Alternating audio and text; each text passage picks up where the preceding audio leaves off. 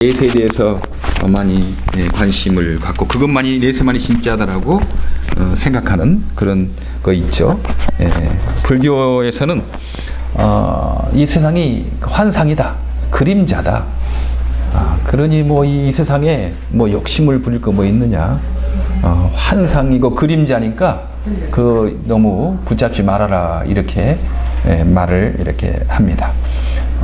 인생은 무엇이냐 할 때 저녁에 일어나는 구름이고 또 구름이 사라지는 것이다. 구름이 잠깐 이렇게 뭉게구름이 일어났다가 또 시간이 되면 사라지는 것이 인생이니까 너무 그 허무한 인생 너무 붙잡지 말아라 라고 그렇게 말합니다. 깨닫는 것은 무엇이냐? 인생이 그림자라는 것, 인생은 허무하다는 것, 그것을 깨닫는 것이 도를 깨닫는 거다 이렇게 말합니다. 욕심을 많이 없애는 것 자체는 좋지만 그러나 선을 행할 수 있는 의욕까지 빼앗는 것은 마땅치 않습니다. 우리가 욕심을 줄이는 거, 이 세상이 그림자니까, 이 세상은 안개와 같은 것이니까 뭐 거기에 너무 집착하지 말아라 이런 욕심을 없애는 것은 좋은데, 그러나 선을 행하려고 하는 것, 선을 잘 들립니까? 이제 뭐 체크해 보세요. 잘 들리는지. 한쪽만 잘 들리거든요, 우리 권사님. 한쪽만 잘 들리니까 선을 행하는 의욕까지를 이렇게 막는 것은 이거 바람직하지 않죠. 어떻게 보면 플라톤의 철학과 좀 비슷합니다. 대학 고등학교에서 다 배운 거 아니겠습니까? 플라톤이 말하기를 이 세상은 그림자다. 그리고 이데아의 세계, 실제는 그 건너편에 있다. 그렇게 말합니다. 이데아의 세계가 진짜고 이 땅의 현상 세계는 다 그림자고 그 허상이니까 그렇게 살아라라고 플라톤이 이데아의 세계를 말했습니다. 굉장히 플라톤의 철학하고 불교하고 좀 비슷한 부분이 많이 있습니다. 아마 제 생각은 인도 위에 있고 플라톤 그리스 이런 쪽에서 좀 교류가 있었지 않았나 그런 생각을 해요. 물론 기독교도 저 내세에 대해서 관심이 많습니다. 그 중요합니다. 사실 한 번 죽는 것은 정한 일이고 그 후에 심판이 있다고 말하는 것, 이건 너무나 중요한 거죠. 내세 문제, 죽음 이후의 문제. 어떤 사람은 뭐 죽으면 그냥 다 끝이지 않느냐 그렇게 말합니다. 그러나 거짓말하지 말라고 한 성경에서 예수님이 자신의 목숨을 통해 증거하는 것은 아니다. 죽으면 다 끝나는 것 아니고 거기에는 한 번 죽으면 정한 일이고 그 이후에는 심판이 있다. 심판이 있어서 천국과 지옥으로 갈라진다. 그렇게 말씀합니다. 이렇게 사랑에 많으신 하나님 무슨 지옥을 만들었나? 어떻게 그럴 수 있겠느냐? 그렇게 말하는데 하나님이 지옥을 끌고 간 것도 아니고 마귀가 끌고 가는 거죠. 마귀가 사람을 지옥으로 끌고 가는 것을 하나님이 막으시려고 예수님 보낸 거 아니겠습니까? 마귀가 끌려가는 것을, 지옥으로 끌고 가는 것을 우리 하나님이 그 막고 싶으셔서 예수님 보내셔서 그 마귀가 우리를 지옥으로 못 끌고 가게 하는 것입니다. 하나님은 사랑의 하나님이시지 하나님이 우리를 그렇게 나쁘게 우리를 힘들게 하는 분이 아니시다 하는 거죠. 하여튼 우리 기독교도 이 내세 문제에 대해서 굉장한 관심과, 아마 성경의 비율로 말하면 한 현세 문제에 말하는 것은 50%, 내세에 대해서 말하는 것은 또 반 정도 그렇게 중요할 것입니다. 우리가 부활이 없고 천국과 지옥이 없다면 뭐 이렇게 살 필요 있겠습니까? 그냥 먹고 마시자. 뭐 내일이 없고 지옥과 천국이 없는데 먹고 마시면 그냥 이 땅에서 사는 것이 그것이 더 현명할 수 있습니다. 그러나 우리는 분명히 부활이 있고 예수께서 말씀하신 천국과 지옥이 있고 심판이 있는데 우리가 내세를 죽음 이후도 이 땅에서 잘 살아야 되지만 죽음 이후도 잘 대비하자라는 것이 우리의 기독교가 말하는 것이죠. 그러나 또 기독교는 내세뿐만 아니라 현재에 대해서 말씀을 많이 합니다. 현재에 대해서 가난한 이를 도와주고 약한 이를 사랑하고 그런 어떤 삶, 세상의 빛과 소금 되는 그런 삶에 대해서 또 성경에서 말씀하고 있습니다. 저도 어렸을 때 꿈이 아마 여러분도 비슷했을 거예요. 세상의 빛과 소금 되는 그 아름다운 삶을 살고 싶다라는 그 꿈이 다 있었잖아요. 여러분도 좋아했던 어떤 시문의 상록수, 지금도 안산 쪽에 가면 상록수 전철역이 있습니다. 그 시문의 상록수가 그때 감리교 전도사였던 그 최영신 전도사가 그 시문의 상록수의 주인공으로 나오는데, 그 실제 인물은 최용신 전도사였다고 합니다.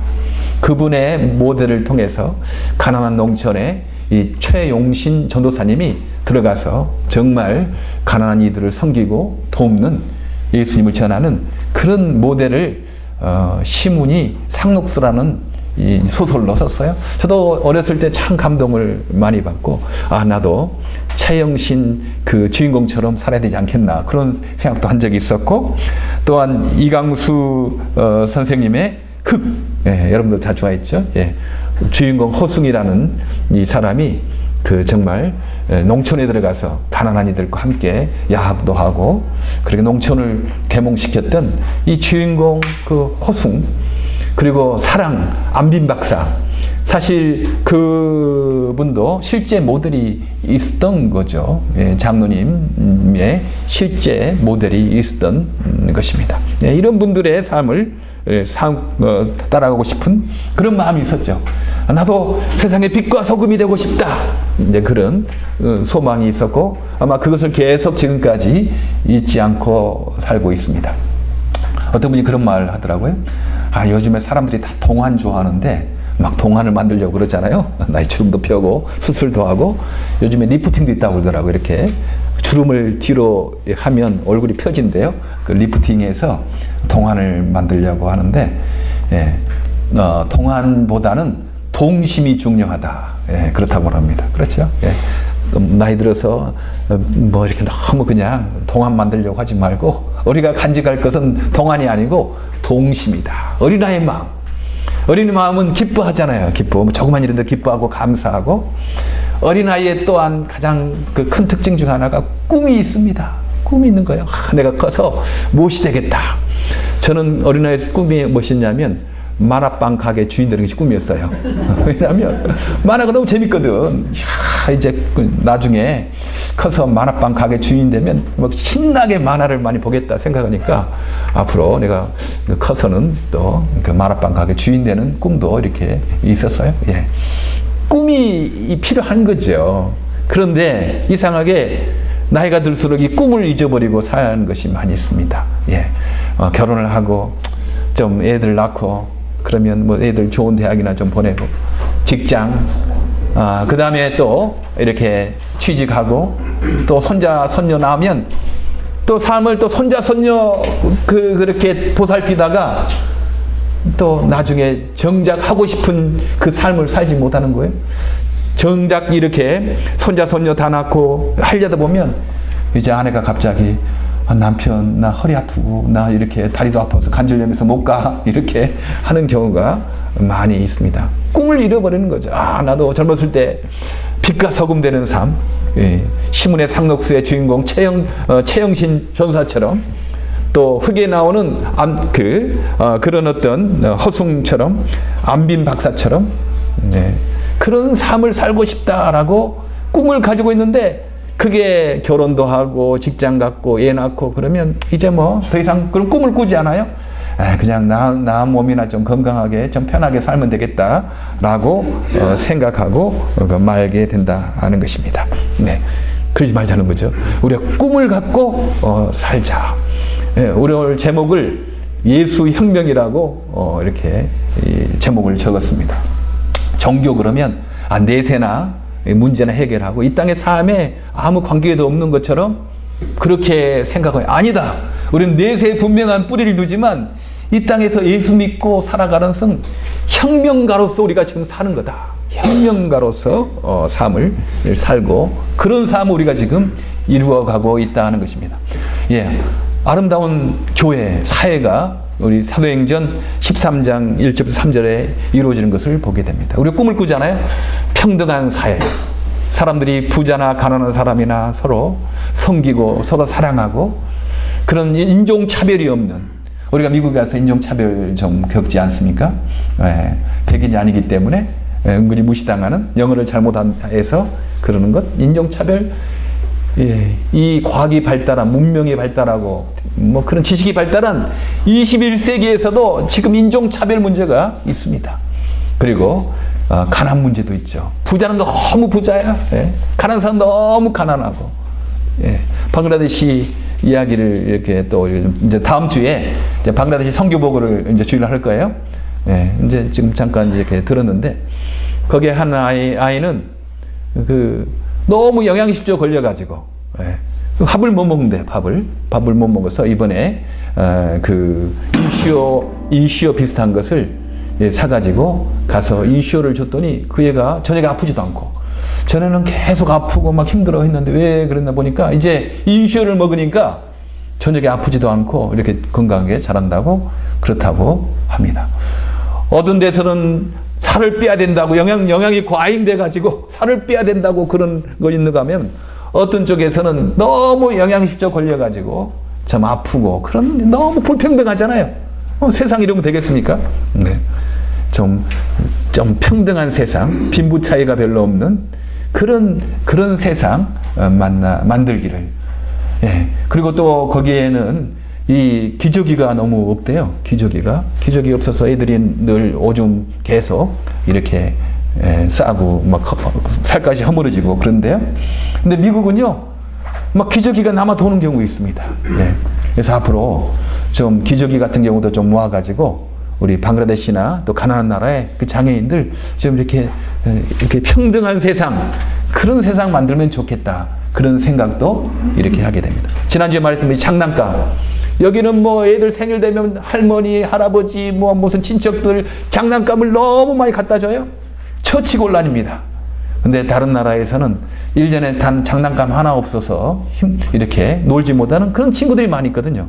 그거 좀 우리가 모아가지고 우리가 더 가난한 나라에 갖다 주는 이 평등한 세상을 만드는 것, 이것도 참 필요하겠다라고 생각합니다. 2000년 전에 아직도 해결되지 못하는 이 평등한 세상, 서로 빈부 차이가 없고 서로 존중하고 사랑하는 이 평등한 세상이 안디옥 교회에서 이루어졌던 것을 우리가 성경에서 보게 됩니다. 안디옥 교회 구성원을 오늘 지도자들을 그 성경에서 말씀하고 있어요. 보니까 안디옥 교회에 선지자들과 교사들이 있으니 리더가 있었다는 거죠. 그런데 바나바가 있었어요. 바나바는 키프로스 출신으로 네이지파의 제사장급 계급입니다. 바나바, 유료의 사람이라고 바울을 이렇게 소개했던 사람이죠. 이분은 키프로스 섬 사람이지만 정통 네이지파 제사장 계급이었습니다. 그런데요, 또 그 다음에 보니까 니게르라 하는 시몬, 니게르는 흑인이었던 것 같습니다. 이 니게르라는 말에서 니그로, 흑인이라는 말이 나왔거든요. 그러니까 이 흑인, 안디옥 교회 리더 중에 한 사람이 흑인으로 시몬이 있었다고 합니다. 또 구레네 사람 루기오. 구레네는 지금 리비아의 도시입니다. 거기도 아프리카 출신이죠. 시골 아프리카 출신의 루기오가 그 안디옥 교회 리더로서 그렇게 섬기고 있었던 것을 봅니다. 또 거기에는 분봉왕 헤롯의 젖동생 마나엔, 이 마나엔은 헤롯 안디바스, 그러니까 헤롯 대왕이 있었고 그 아들 중에 헤롯 안디바스가 있었거든요. 이 안디바스는 예수님 당시에 예수님을 빌라도에 이렇게 넘긴 그런 왕이죠. 분봉왕은 로마가 통치할 때 직접 통치 아니하고 그 지방에 유력한 사람이 있으면 그 사람을 세워서 통치를 했던 왕들을 분봉왕이라고 이렇게 합니다.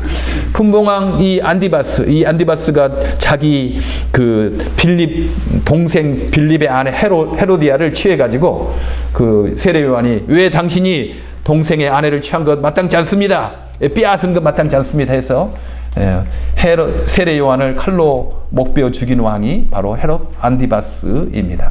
네.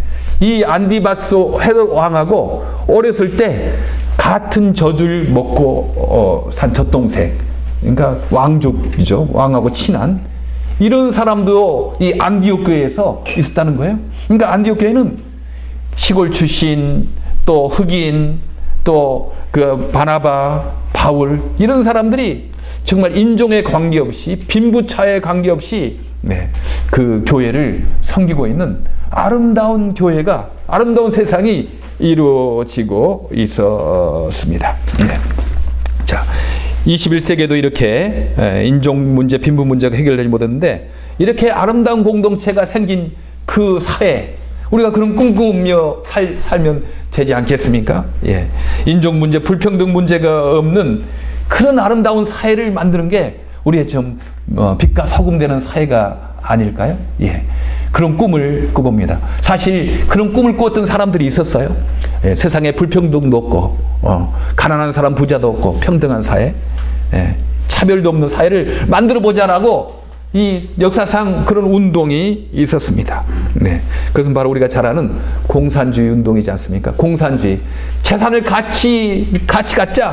이 개인 재산, 사유 재산을 없애버리자. 이 땅에 여러 가지 불평등이 생기는 것이 그 개인 재산이 있었기 때문에 이런 불평등이 일어나니까 그 개인 재산을 다 없애버리고 모두가 다 공동 재산으로 써서, 예, 참 능력대로 일을 하고 필요에 따라 쓰자. 얼마나 멋있는 말입니까? 능력대로 일을 하고 자기 필요에 따라서 쓰는 그런 것을, 예, 공산당 선언을 이제 막스 엥겔스가 프롤레타리아여 단결하라, 예, 무산자여 단결하라, 요즘에 노동자여 단결하라, 그런 말이죠. 다 그 약자들, 가난한 사람들의 단결해서 이 부자들을 우리가 공격하자. 이 부자들의 재산을 빼앗아서 우리 평등한 세상을 만들자라고 그렇게 이론적으로 주장했고, 그것을 실행에 옮긴 사람이 1917년 소련에서 레닌이라는 사람이 소련 공산당 혁명을 일으켰습니다. 그래서 다 빼앗아 가지고 공동으로 사용했어요. 평등한 세상 될 줄 알았죠. 물론 평등한 세상 됐습니다. 네, 가난한 평등이 됐습니다. 감옥 같은 세상이 되었어요. 네, 다 자유가 없어. 네, 그래서 다 자유를 빼앗고 부자들 거 빼앗아 가지고 가난한 사람 나눠주는 평등한 세상을 만들려고 했습니다. 근데 누가 일하려고 하겠습니까? 인간이 죄인인데. 내 것도 안 되는데 무슨 일하려고 하겠어요? 네. 그러니까 일은 하지 않고 그냥 더 많이 가지려고만 했습니다. 네. 그래서 점점 가난한 나라가 되는 거죠. 그러니까 이게 안 되니까 막 훈장을 막 갖다 바치는 사람들에게 막 이렇게 해서, 여러분 공산주의 이렇게 보면 뭐 장관들 보면 막 훈장을 막 도덕도덕 붙이고 있지 않습니까? 참 우리가 볼 때 좀 유치하죠. 아이 뭐 사람이 군복 입고 뭐 있는데 막 훈장을 도덕도덕 해가지고 하는데, 그게 다 인간적인 거죠. 이렇게 딱 훈장 달아주고 박수 쳐주면 막 열심히 하니까. 교회도 그럴 수가 있는 거죠. 교회도 조금 뭐 해가지고 막 잘한다고 박수 쳐주면 막 다 열심히 하게 하는, 그 조금 너무 인간적이지 않나 그런 생각을 해요. 스스로 일어나서 자발적으로 그렇게 해야지, 뭐 이렇게 이름 내주고 박수 쳐주고 해서 막 그렇게 축혀주고 그런 심리적으로 막 해서 하는 거죠. 일 안 하니까 훈장을 다룰 뿐만 아니고 막 노래를 불러주는 거예요. 막 군악대를 조직해가지고 일하는 데 가가지고 뭐 그렇게 노래를 불러줘서 일을 하게끔 하게 하는 것입니다. 그러나 점점 가난하게 됐고 결국 70년 만에 소련이 더 이상 못하겠다, 이제 공산당 이렇게 포기했고, 아직도 지금 중국이나 지금 북한은 그 공산당이 지배하고 있습니다. 예. 지금 이런 공산당의 그 정신을 받아들여 가지고 저 베네수엘라 같은 경우는 얼마나 지금 어려운 진행에 있습니까? 석유가 제일 많이 매장되어 있는 나라라고 하거든요. 사우디아라비아 비슷하게. 그런데 거기에 지금 인플레가 너무 심해가지고 고기 한 근 사는데 한 달 월급이 필요하다고 그럽니다. 그러니까 식당 가서 계산할 때 그 처음부터 사장은 나중에 받으려고 그러고, 그 식사하는 사람은 먼저 내려고 한다고 그래요. 식사하는 동안에 돈이 인플레가 생겨가지고 비싸지니까 먼저 가서 손님은 돈을 내려고 하고, 식사하는 그 식당 주인은 나중에 받으려고 하는 그런 웃지 못할 일들이 지금 베네수엘라에 이렇게 있습니다. 아마 우리 선유국 선교사님 과테말라 이런 다 아시니까 아마 다 경험이 있을 거라고 생각해요. 예. 그러니까 이 차베스라는 사람이 속이고 많이 나는 것 가지고 그냥 무상으로 다 뭐 가난한 사람들 도움도 하고 무상으로 다 줬어요. 예. 부자도 죄인이지만 가난한 사람도 죄인이잖아요. 일을 하게끔 하고 돈을 줘야 될 텐데 그냥 무상으로 그냥 주는 거예요. 그러니까 버릇이 돼가지고 이제 일을 않고 정부에서 다 쓰려고만 하는 겁니다. 근데 지금 이제 미국에 셰일가스가 많이 나니까, 전에는 석유값이 많이 올라갔는데 미국에 셰일가스가 많이 나니까 석유값이 막 떨어진 거예요. 그러니 이제 국가 재정이 고갈돼 가지고 지금 다 베네수엘을 탈출하려고 하고 있잖아요. 똑똑한 사람들 석유가 있어도 지금 석유를 파낼 수 있는 기술자가 없다고 그럽니다. 정유할 수 있는 정유 기술자가 없다는 거예요. 다 나가버렸으니까. 그러니까 그렇게 지금 어려운 지경에 빠지게 되었습니다. 네. 그들은 몰랐죠. 성경에서 말하는 것은 부자도 죄인이지만 가난한 사람도 죄인이다. 이 사실을, 성경의 진리를 모르는 거예요. 그러니까 오히려 자기들이 갖다 쓰려고 하고 놀고 먹으려고 하는 사람들이 많아지게 되었습니다. 네.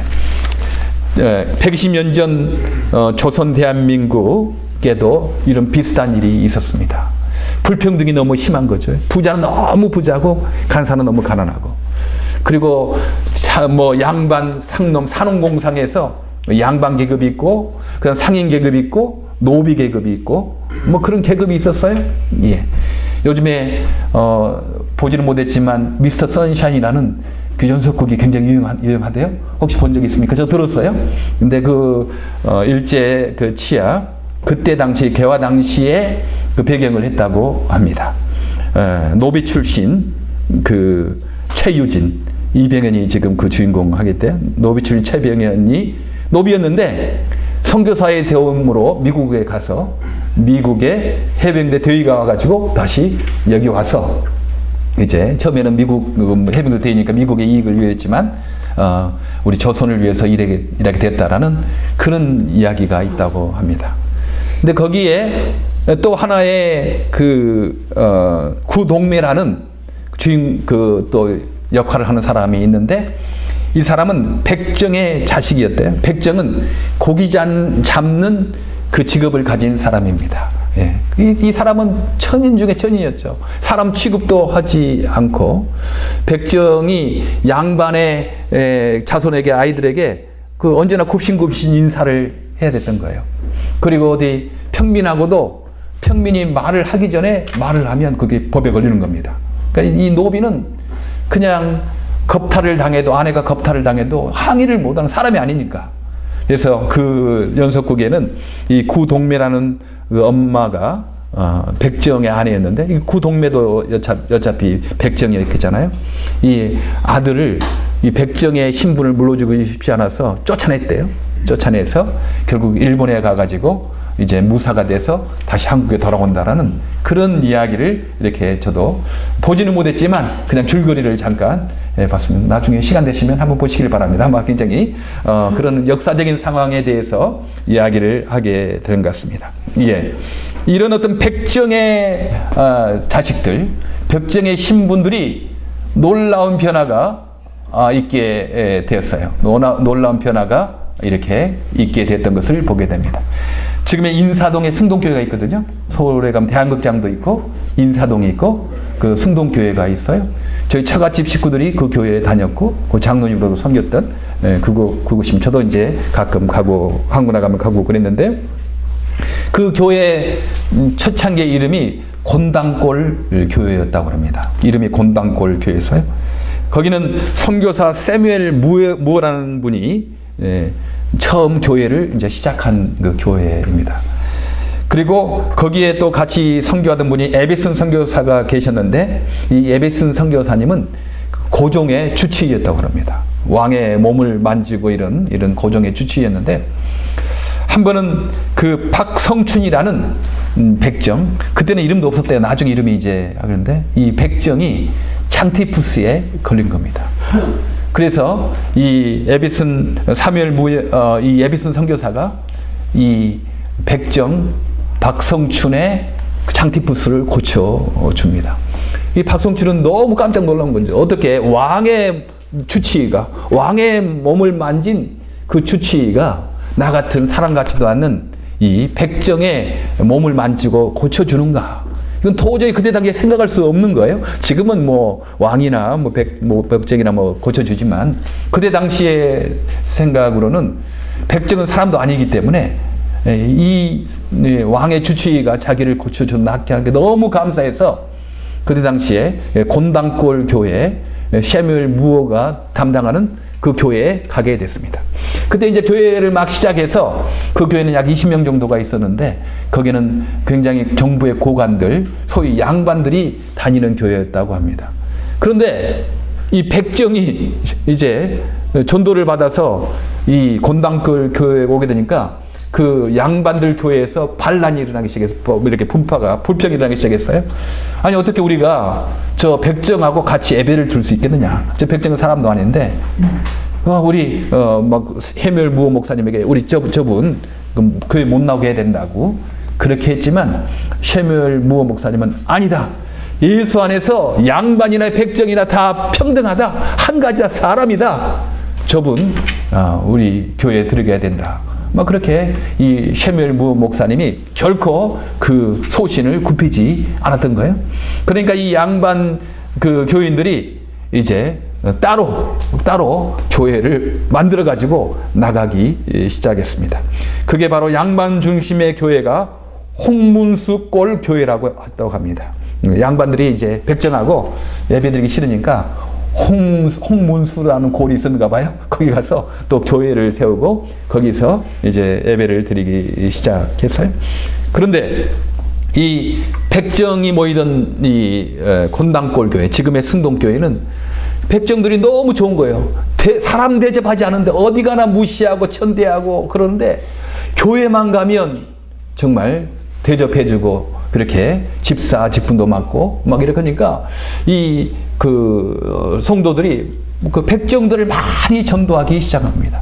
그래서 수원에 있는 사람들도 막 오고 막 그렇게 그 많은 사람들이 전도돼서 많이 사람들이 많아지기 시작했대요. 그러나 이 홍문수골 교회, 양반들이 모이는 교회는 뭐 전혀 변화가 없고 더군다나 그때 당시 홍문수골 교회에서 불이 나가지고 완전히 다 타게 됐다고 그래요. 그런데 이 곤당골 교회에서 그 당신들 뭐 나갔어? 우리 당신들하고 우리 상대하네. 이것이 아니고 그 불이 난 홍문수골 교회, 양반 교회에 거기 많이 도와주고 이렇게 했더니 그들이 또 감동을 받아가지고 다시 이제 곤당골 교회로 와서 그 이름을 이제 승동교회로 인사동의 승동교회로 바꾸고 거기에서 이제 교회가 시작했다고 합니다. 그 박춘성이라는 백정, 박성춘이라는 그 백정이 이제 그 교회에서 장로가 되고 또 거기에 선조의 11대 손 이재영이라는 사람이 교회에 와서 또 이제 장로가 됐다고 합니다. 그래서 그 승동교회에서는 백정도 장로가 되고 왕족도 장로가 되는 그런 놀라운 일이 있게 됐어요. 이 역사가들은 이 조선 500년 억압 중에 살던 백정이 해방된 이 사실을 세계가 뒤집어 놓을 사건이라고 그렇게 기록했다고 합니다. 사람 지금보다 500년 동안이나 그 종노릇하고 억압받던 이 백정들이 예수 안에서 해방이 되고 예수 안에서 한 형제 자매가 돼서 거기에 놀라운 교회 공동체가 생기고 이 사회 파급 효과가 있었던 거죠. 이 박성춘의 아들이 박서양이었는데 이 박서양은 최초로 세브란스 의전을 졸업한 최초의 서양 유역가 의사가 됐다고 합니다. 이승만 박사나 또 서재필 이런 분들과 함께 그 박성춘의 아들 박서양은 독립운동을 했던 그런 가문으로 계속 발전한 것을 역사가들이 말씀을 하고 있습니다. 어떻게 왕족의 아들과 백정의 아들이 같은 곳에서 이렇게 있을 수 있겠는가? 같은 장로로 섬길 수 있었겠는가? 그런 예수 혁명 때문에 가능했다 하는 것입니다. 왕족도 구원받아야 할 죄인이고 백정도 구원받아야 할 죄인이다. 우리는 예수 안에서 다 죄인들이다. 하나님의 가족이다. 그렇게 생각하니까 함께 예배 드릴 수 있었고 함께 그 교회를 섬길 수가 있었다 하는 거죠. 공산혁명과 예수혁명은 다른 것입니다. 공산혁명은 뭐 강제로 남의 것을 빼앗아서 평등을 만들려고 하는 거예요. 그러나 예수혁명은 강제로가 아니고 성령님의 감동에 의해서 스스로 자기 재산을 내어놓고 섬기려고 하는 것입니다. 남의 것을 빼앗아서 평등하는 것이 아니고 내 것 내놓아서 평등하려고 하는 거죠. 지난 10월 31일이 엊그제입니까? 종교개혁이었습니다. 루터가 1517년 10월 31일 날 그때 종교개혁을 독일에서 처음 시작했던 날입니다. 예수는 예수 혁명을 일으켰고 그렇게 가난한 사람들, 약한 사람들도 평등한 세계를 만들었어요. 근데 그때 당시에 종교, 지금 구교라고 말 카톨릭은 완전 성직자 계급이 왕족들하고 결탁해서 가난하고 어려운 사람들을 더 차별하고 냉대하는 그런 사회가 됐습니다. 그런 교회가 됐어요. 그래서 루터가 그건 아니다. 그렇게 말하면서 종교 개혁을 일으켰고 거기에 이제 제사장들 만인 평등하다. 성직자만 하나님께 나가는 것이 아니고 모든 성도들이 다 하나님 앞에서 제사장이다. 제사장이다. 만인 제사장사를 말씀하지 않았습니까? 그때는 성직자만 신부만 하나님께 나가는 거예요. 다른 사람들은 다 신부를 통해서 가는 건데 아니다. 이제 모든 사람들이 다 직접 하나님께 갈 수 있다라고 말씀을 한 겁니다. 그렇죠? 우리가 이 땅에 하나님 나라를 인식하는데요. 교회만 하나님 나라가 아니잖아요. 우리의 직업도 거기에서 하나님의 통치와 하나님의 의가 이루어지도록 하면 거기에서 우리가 제사장 역할을 하는 것입니다. 그래서 그 예수의 혁명의 본질을 다시 회복하는 운동이 501년 전에, 작년이 500년이었어요. 501년 전에 이렇게 일어나서 지금 우리가 이렇게 개신교가 활발하게 진행되고 있습니다. 그러나 지금의 종교개혁이 일어난 지금의 상황은 어떻습니까? 지금의 상황도 교회, 예수의 혁명으로 이루어진 교회가 여전히 그 예수의 정신을 잘 따르지 않는 경우가 많이 있잖아요. 돈 있고 권력 있는 사람이 교회에서 또 그 지위를 맡아가지고 또 힘을 쓰는 겁니다. 믿음이 없는데도 그 사람이 전혀 어떤 예수에 대한 고백도 없고 뭐도 없는 사람이 돈 있다고 권력 있다고 교회에서 좌지우지하는 거예요. 그렇게 되는 경우가 많이 있지 않습니까? 믿음이 좋고 신실하고 그런 사람이 가난하다는 이유로, 장애라는 이유로 교회에서 어떤 무슨 직책을 맡지 못하는, 특별히 우리 장애인들 그렇지 않습니까? 저는 참 안타까운 거였어요. 왜 장애인은 목사가 이렇게 많이 없나? 다 목사도 다 건강하고 똑똑 이렇게 좀 외모가 좀 이런 사람들만 목사로 뽑는 거예요, 그냥. 그 교회에 이렇게 해야지 부흥된다고. 왜 장애인은 똑똑하고 좀 믿음도 좋고 말씀도 잘 전하고 그런 사람인데 왜 장애인은 목사를 안 뽑아주냐? 이력서를 내도 장애인은 안 뽑아주는 거예요. 저는 그런 꿈이 있습니다. 앞으로 미랄 동산교회가 이제 이렇게 생기고 또 우리가 다른 곳에 또 계속 미랄 동산교회를 만들려고 하지 않습니까? 여기만 만드는 건 아니고 곳곳에 지금 만들려고 그런 계획하고 있잖아요. 우리 장애인들이 목사도 되고 교회 장로도 되고 집사도 되고 해서 장애인들도 교회 리더십을 이렇게 행사하는 교회에서부터 돼야 되지 않겠는가. 그래서 사회에서도 우리 장애인들이 사장도 되고 뭐 대통령도 되고 뭐 교수도 되고 그런 곳곳에서 그 장애인들이 활동하는 그런 세상을 우리가 꿈을 꾸고 있습니다. 자본주의 혁명도 망했습니다. 더 빈부차가 심하지 않았습니까? 지금 저기 베네수엘라 같은 경우뿐만 아니고 아르헨티나도 굉장히 자원이 많은 나라거든요. 전에 세계대전 그때만 해도 세계 10대 부자였다고 합니다. 그런데 빈부차가 너무 심했어요. 자본주의로. 그러니까 이거 뭐 부자는 너무 부자고 가난한 사람 너무 가난하고 부자들은 미국 부자 못지않게 비행기 타고 이렇게 다니는 그런 상황이 있습니다. 가난한 사람 너무 가난하니까. 그래서 저기 아르헨티나에 그 공산혁명 비슷한 사회주의 혁명이 일어났어요. 바로 에바 페론이죠. Don't cry for me, 아르헨티나. 나를 위해 울지 말아라. 뭐 그런 에바 페론의 그 사람이 나타나서 그 사람이 또 가난한 자에게 빵을 무상으로 나누기 시작했습니다.